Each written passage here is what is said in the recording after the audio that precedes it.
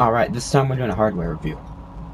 Hopefully this video will be a bit shorter than my last review. I know some people felt like my last review was too long. And if you have a complaint about the way I review my videos, that's fine. Just tell me if I think it's a valid complaint. I might change something, try to make it better. I'm open to suggestions. But today I'm reviewing the PlayStation 3 controller. Now this is a controller that has not changed much since, well, the 90s. Probably the biggest change that ever happened to the PlayStation controller was a little after the PlayStation 1 launched, when they added the 2 analog sticks. Other than that, these buttons have been the same. The D-pad's been about the same. L1, R1 have been the same. And the start and select buttons have always been in the same place. This is just your standard Sony PlayStation 3 controller made by Sony. This is Dualshock 3. I don't know if you can see that too well. But this is the Dualshock 3 6-axis controller. Now, from the PlayStation 1 to the PlayStation 2, there weren't many changes. Except after the analog sticks were added, but there were PlayStation 1 controllers like that too. Sony made some changes from the PS2 to the PS3. Some changes are the home button.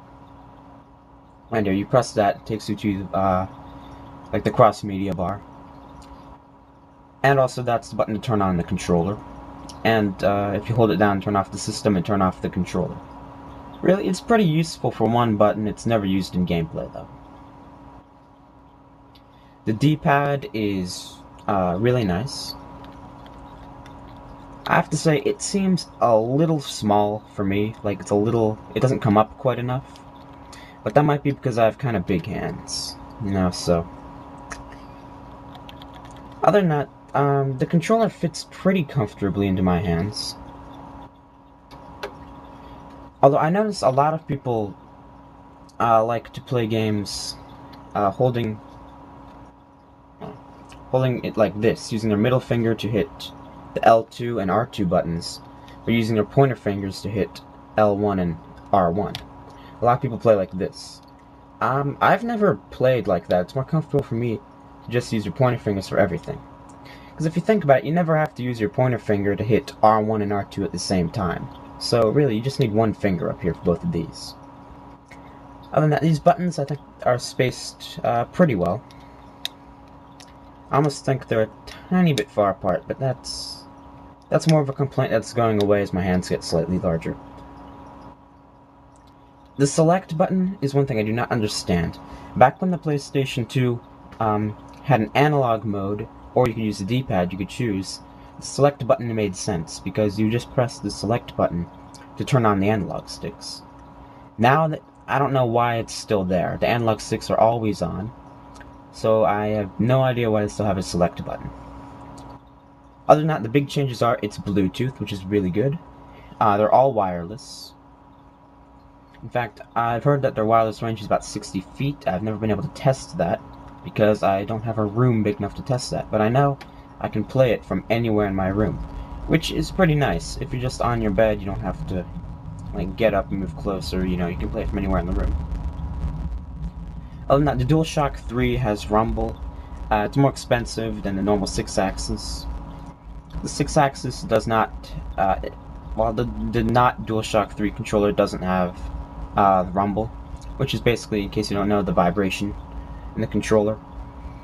Really, the vibration feels pretty good. I actually think I like it more than the PS2's vibration. But I don't really know if it's worth paying more for, because it's a kind of minor feature. Personally, I like rumble. I like the vibration. I got my PlayStation 3 right when the rumble controller came out, right when Dualshock 3 came out. So that was a feature I got immediately. Came with the system in Metal Gear Solid 4. Other than that, the 6-axis motion control, I think it's well known that 6-axis is not a good motion control. But it's not terrible. Some games like Heavenly Sword used it very well. Most games don't really use it. Some games like Metal Gear Solid 4, most people don't even realize it has motion control. And other games like Uncharted 2 use it mostly for grenade throwing. I mean, well, Uncharted 1 I know did.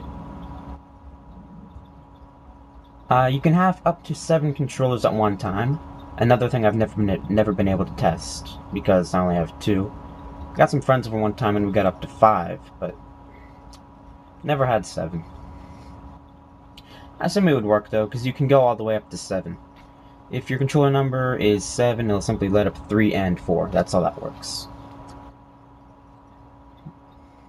Also, you never need to replace the batteries for any standard Sony-made PlayStation 3 controller, which, if you ask me, is a big positive to the controller.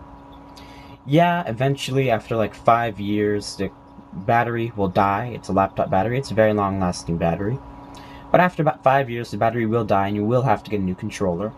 But that's a lot cheaper in the long term than having to buy AA batteries or a charger pack for your controller. So overall, this is a very good controller. It's a design that has not changed much, but it doesn't need to. And like a lot of people, my only complaint about the way Sony changed the controller from the PS2 to the PS3 is the L2 and R2 trigger buttons. It's like they take too long to be pushed down, and they're not triggers. It's like they're half trigger and half what they were before. I mean, if Sony had gone all the way to a full trigger button, that would have been fine with me. I would have had no complaint with that. But they didn't. They went like halfway. This is one case where you want to go all the way, or you want to just keep it the same. You don't want to go halfway. All in or all out. So other than that, this is my preferred controller. I know a lot of people prefer the Xbox controller, but no, that's personal preference. And even though I have a hand as large as the controller, if not larger, you know, the size thing actually normally works out pretty well for me. Like I said, one thing I think helps me is that I hold the controller like this. You know, if holding it like this is uncomfortable, so, I don't know. Just if you hold it like this, try holding it like this sometime. You might like it more. So, great controller. Standard made by Sony, very reliable. You will not need to replace it for like 5-6 years. In fact, I've dropped it multiple times. It is not broken. Once I dropped it from pretty high height, probably almost 6 feet. Overall, very good controller.